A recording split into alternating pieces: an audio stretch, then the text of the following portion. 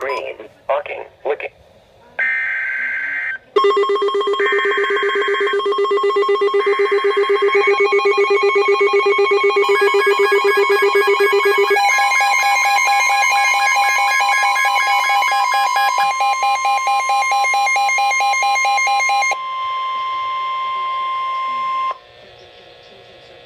The National Weather Service in Wilmington has issued a tornado warning for southwestern Madison County, southern Clark County, eastern Greene County until 6:15 p.m.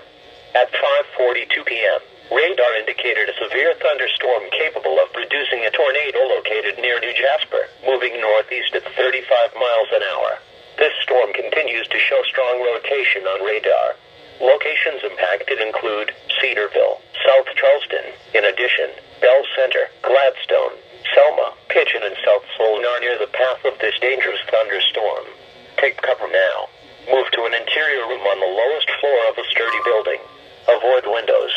If in a mobile home, a vehicle, or outdoors, move to the closest substantial shelter and protect yourself from flying debris. To report severe weather, go to our website at weather.gov/ILN and submit your report via social media when you can do so safely.